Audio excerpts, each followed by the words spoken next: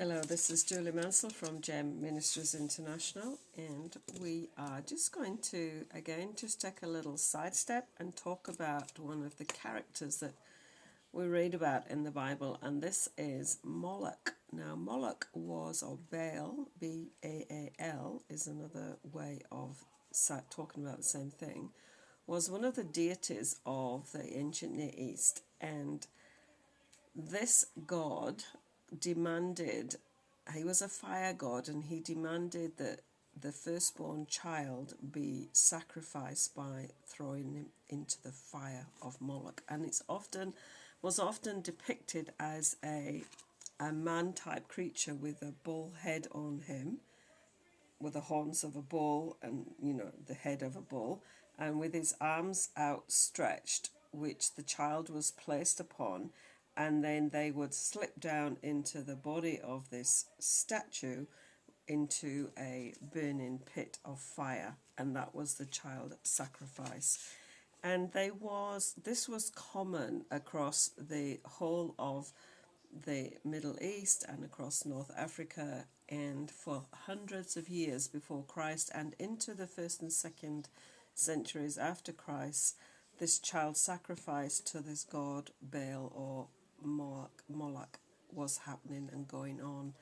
There's parts of North Africa where there's been excavations, archaeological sites dug out, and literally thousands upon thousands of bones of children from birth up to about 3 years.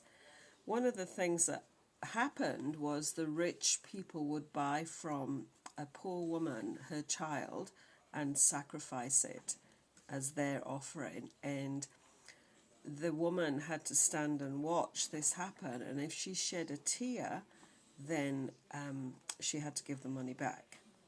So it was just total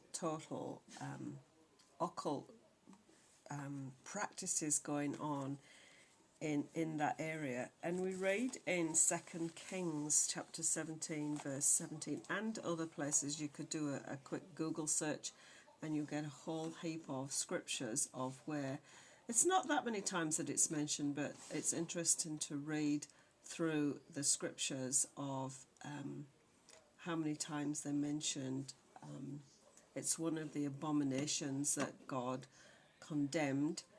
So Deuteronomy 12:31, Leviticus 18:21 and 22 to verses 2 to 5, 2 Kings 17:17, Jeremiah 7:31 and 19 verse 5, Ezekiel chapter 16 verse 20-21 and chapter 20 verse 31, Deuteronomy again 18 verse 10, and it was an abomination that was going on around the nation of Israel. And when we get into 2 Kings, they're just entering into the promised land, and verse 17, they're already beginning to idol worship and fall away from God and not following his statutes. They've only just got into the promised land.